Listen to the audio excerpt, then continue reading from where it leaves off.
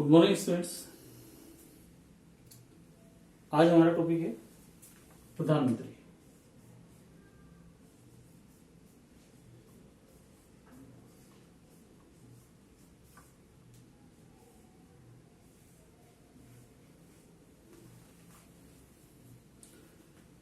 हमने राष्ट्रपति के टॉपिक में पढ़ा था कि भारत में कार्यपालिका का संवैधानिक प्रमुख राष्ट्रपति होता है।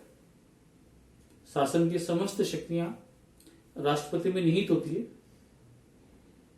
लेकिन व्यवहार में राष्ट्रपति की इन समस्त शक्तियों का प्रयोग प्रधानमंत्री करता है। भारत में प्रधानमंत्री ही वास्तविक और सर्वोच्च शासक की भूमिका निभाता है।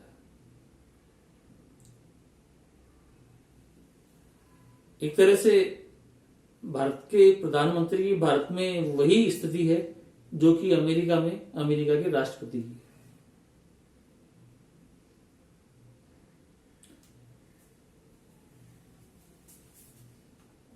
अब है आपकी प्रधानमंत्री की नियुक्ति।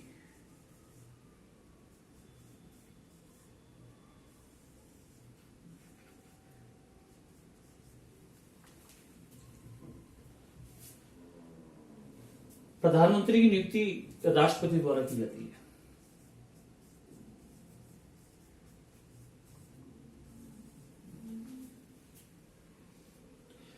लेकिन राष्ट्रपति अपने विवेक से प्रधानमंत्री की नियुक्ति नहीं कर सकता है। वह लोकसभा में स्पष्ट बहुमत प्राप्त दल के नेता को ही प्रधानमंत्री पद पर नियुक्त करता है। हाँ, अगर किसी भी एक दल को स्पष्ट बहुमत प्राप्त न हो या फिर कुछ दल मिलकर गठबंधन बनाए जिसका कोई सर्वोच्च नेता नहीं हो, सर्वमान्य नेता नहीं हो, तो ऐसी स्थिति में राष्ट्रपति अपने विवेक से प्रधानमंत्री की नियुक्ति कर सकता है। सामान्यतः अगर किसी दल को स्पष्ट बहुमत प्राप्त नहीं भी होता है तो ये परंपरा सी बन गई है कि राष्ट्रपति सबसे बड़े दल के नेता को प्रधानमंत्री पद के लिए आमंत्रित करता है, प्रधानमंत्री पद पर नियुक्त करता है। उदाहरण के संदर्भ में अगर आप समझें तो 2019 में चुनाव हुए थे भी लोकसभा के 543 सीटों पर। 2019 के चुनाव में 543 सीटों पर चुनाव हुए थे। इन चुनावों में भारतीय जनता पार्टी को, बीजेपी को सीटें प्राप्त हुई लगभग 303 अपने अकेले दम पर, और सहयोगी दलों को अगर मिला दें तो लगभग 333 के आसपास सीटें बीजेपी को प्राप्त थी। और इस दल ने चुनाव से पूर्व ही अपना नेता चुन लिया था, मोदी जी को। तो बहुमत, स्पष्ट बहुमत प्राप्त दल के नेता के रूप में मोदी जी को राष्ट्रपति ने प्रधानमंत्री पद पर नियुक्त किया। एक बार पुनः सुन लें आप। प्रधानमंत्री की नियुक्ति राष्ट्रपति द्वारा की जाती है, लेकिन राष्ट्रपति प्रधानमंत्री की नियुक्ति में अपने विवेक का, अपने इच्छा का प्रयोग नहीं कर सकता है। वह लोकसभा में स्पष्ट बहुमत प्राप्त दल के नेता को ही प्रधानमंत्री पद पर नियुक्त करता है। इसके बाद है प्रधानमंत्री की शक्तियां,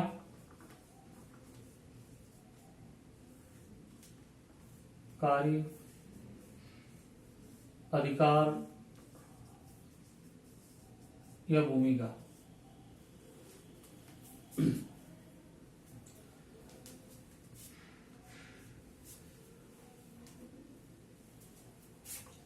मंत्री परिषद का गठन।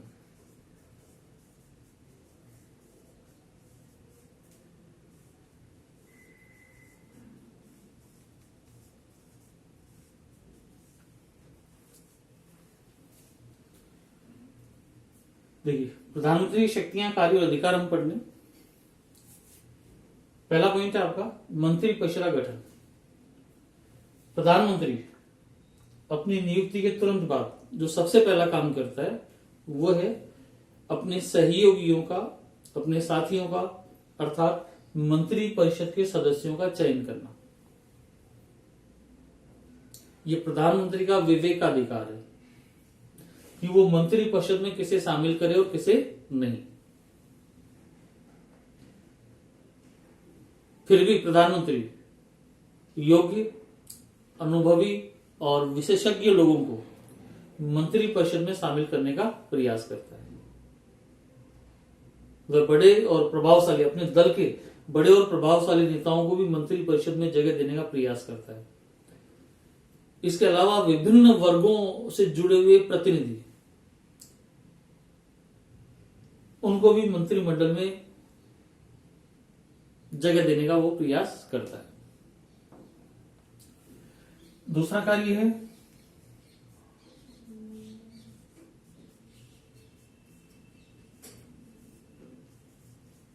विभागों का वितरण व पुनर्गठन। प्रधानमंत्री मंत्री परिषद के सदस्यों का चयन करने के बाद विभिन्न मंत्रियों को उनके विभाग जैसे गृह, रक्षा, वित्त, विदेश, रेल आदि विभाग सौंपता है। प्रधानमंत्री मंत्रियों के विभागों का पुनर्गठन भी कर सकता है, यानी फेरबदल। गृह मंत्री को रक्षा मंत्री बना सकता है, रक्षा को विदेश मंत्री, विदेश को गृह मंत्री। इस तरह के चेंजेस प्रधानमंत्री इन मंत्रियों के विभागों में कर सकता है। इतना ही नहीं, प्रधानमंत्री किसी भी मंत्री को मंत्री परिषद से बाहर कर सकता है और उसके स्थान पर नए व्यक्ति को मंत्री परिषद में शामिल कर सकता है। तीसरा प्रधानमंत्री का कार्य है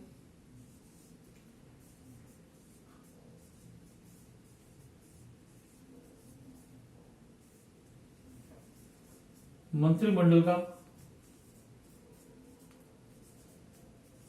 कार्य संचालन।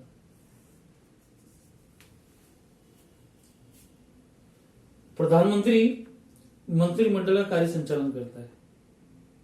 इसका आशय है कि मंत्रिमंडल की अध्यक्षता हमेशा प्रधानमंत्री करता है या प्रधानमंत्री द्वारा नामित कोई व्यक्ति,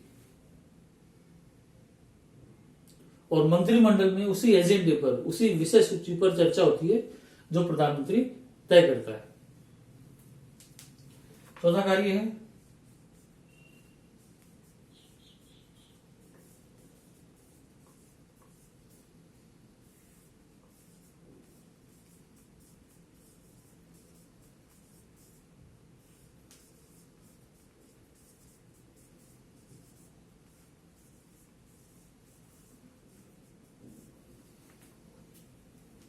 मंत्रिमंडल व राष्ट्रपति के बीच कड़ी।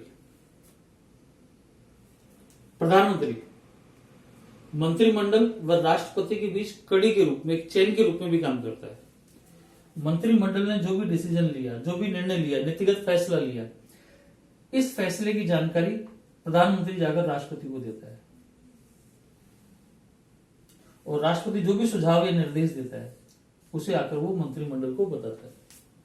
तो इस तरह प्रधानमंत्री मंत्रिमंडल व राष्ट्रपति के बीच कड़ी के रूप में भी कार्य करता है। प्रधानमंत्री की अन्य शक्तियां और कार्य हम अगली क्लास में पढ़ेंगे। धन्यवाद।